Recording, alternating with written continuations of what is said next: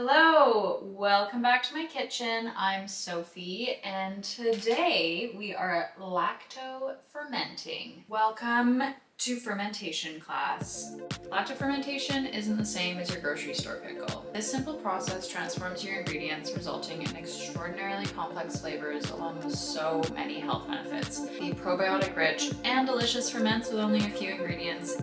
If this sort of thing interests you, please like and subscribe to my channel. I'd love to have you in my kitchen. So you might be asking yourself, what the heck even is lacto-fermentation? Lactic acid bacteria, which is present all over our skin, all over fruits, and all over vegetables naturally, which I think is pretty cool. We're like the same.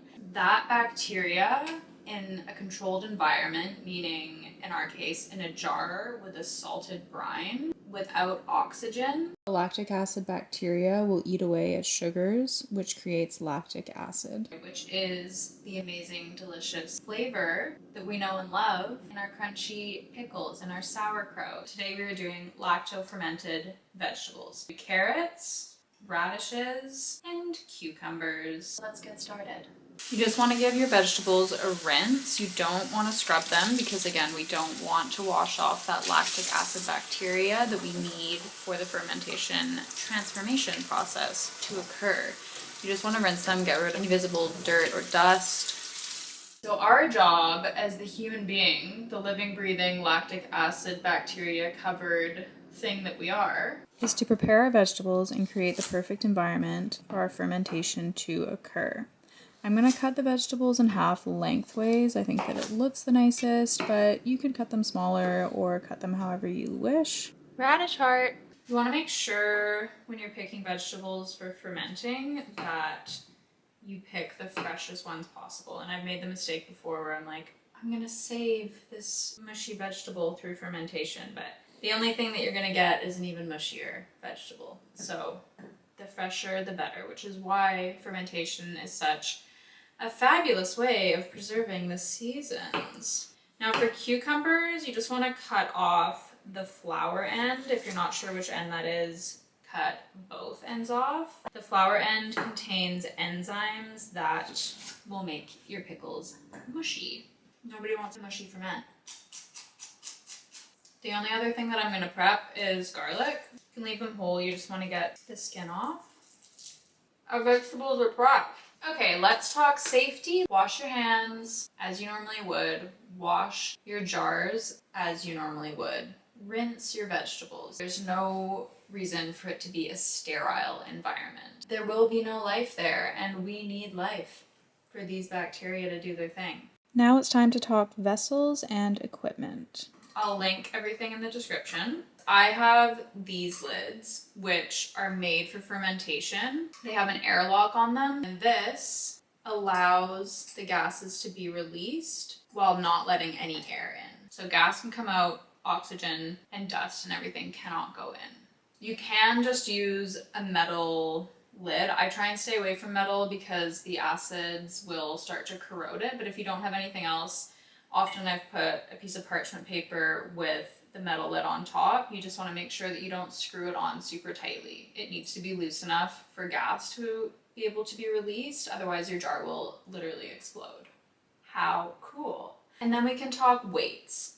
So as I mentioned, we are creating an environment for our produce to ferment. In order for it to ferment safely and not mold, there needs to be no oxygen. So all of your vegetables need to be submerged below the level of the brine. I have these. They fit inside your jar.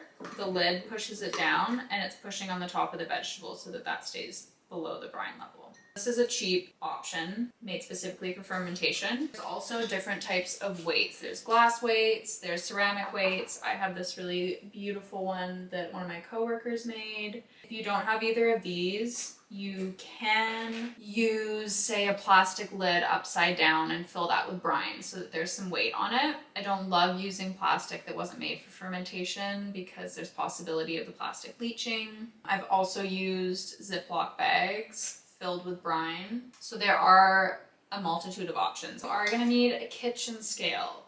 This is the most precise way of doing this, the safest way. Here's when salt and water are coming into play. You want to make sure you're not using iodized salt. You don't want it to be overly processed. Some salt has like anti-caking agent, that sort of thing. We don't want that. Right now I'm using this fine unprocessed sea salt. Water. Not all water is created equal. I live in a city, which means that the pipes and the water system is full of chemicals like chlorine. It's full of chlorine so that we don't get sick with microorganisms and bacteria that is in our waterways. But in the case of fermenting, you don't want chlorine because that will kill off the very microorganisms that we need to make the fermentation happen. So if you have a water filter that filters chlorine, that's great. If you pour water into a pot and leave it with a lid off overnight, the chlorine will evaporate. Correct amount of salt in your ferment will prevent the microorganisms that we don't want to grow from growing. You won't get unwanted mold, botulism, E. coli, salmonella, all of that. We don't want that. Different vegetables require different salt percentages. Cucumbers have a higher water content and they're more prone to mold. So they are going to have a slightly higher salt percentage than, say, our carrots and our radishes. Let's start. What are we waiting for? Put your jar on your scale and tare the scale, meaning put it to 0 with the jar on it, because we don't want to take into account the weight of the jar. All we're interested in is the weight of your vegetable and the water. I'm gonna put cucumbers, dill, some garlic, and normally I would put mustard seeds, but I just realized I'm out of mustard seeds. So I think I'm gonna put some chili flakes and some fennel. Why the heck not? You want to pack whatever vegetable in pretty tight, but not so tight that it's going to bruise. I'm gonna arrange mine with the dill touching the outside of the glass like this. A couple of garlics. I'm putting herbs and alliums and spices in, but you don't have to. You can keep this plain. Still on the scale, we are now going to weigh out the water. And you want to make sure not to fill it too high. You want to give a little bit of room at the top because you need the weight to be able to push down without it overflowing. All right, here comes the math. I need my calculator. We want to calculate the total weight of the vegetables and water in grams times the salt percentage that we need for said vegetable. For cucumbers, we're going to go with a 3.5% salt brine. For most other vegetables, it's between 2 and 2.5%. So if our cucumbers and water weigh 1,000 grams, then we would multiply that by 0.035, which equals 35. And we're going to tare our scale back to 0. We have to add 35 grams of salt. Put my fennel seeds, half a teaspoon, small amount of chili, put a sealable lid on, and you can just give it a really good shake in order to dissolve the salt and distribute it evenly. This is going to push everything below the water level, like so. You're going to screw the lid on. And if you were using this type of seal, pour a little bit of water in. There's a fill line on here. And that's it, baby. Jar is on the scale. We're at 0. Fill our little jar with our little carrots here. I'm also going to put a few garlic cloves. Fill with our water. For the carrots, we're going to do a 2% salt brine. If our carrots and water weigh 1,000 grams, we multiply that by 2%, which equals 20 grams of salt. Take our scale back to 0 to add our salt. I'm going to be adding coriander seeds and nigella. Dissolving the salt. Water in the air seal until the fill line. Jar on the scale. Tare. For the radishes, I'm going to be doing a 2.5% salt brine. So if our radishes and water weighed 1,000 grams, we would multiply that by 0.025, which equals 25 grams of salt. At the restaurant I used to work at, I did a ferment once with black radishes, and I put star anise and juniper berries in, and it ended up being really nice. Maybe just 2 star anise. I put 8 juniper berries in.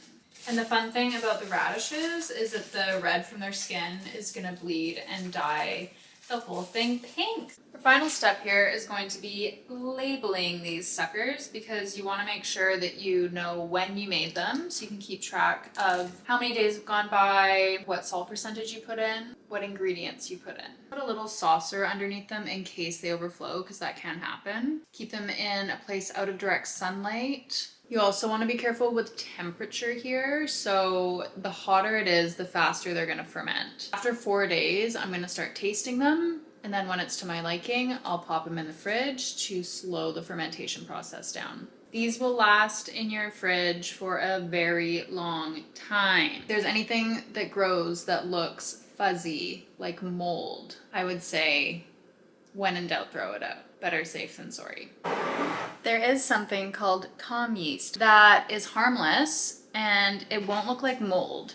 Mold is fuzzy. It'll be a lighter color, like a white color, but it will be flat and sort of floating. My fermentation baby. Process of fermentation essentially is like your food is being pre-digested. What that means is the nutrients of the vegetable or whatever you're fermenting will become more bioavailable in your body, and it will get rid of toxins in the food. You're on day 6, and we're gonna taste our little ferments together. Whoa, she's bubbling.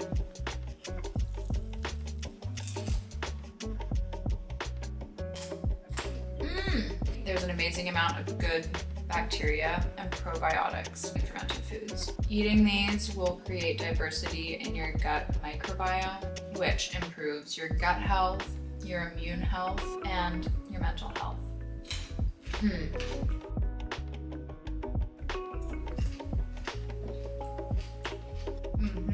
Oh, low. That is good. Oh, yeah. There's an effervescence. The brain-gut connection. Body, mind, spirit. Making ferments is gonna make you happier, so just make them and eat them often, okay? Thank you so much.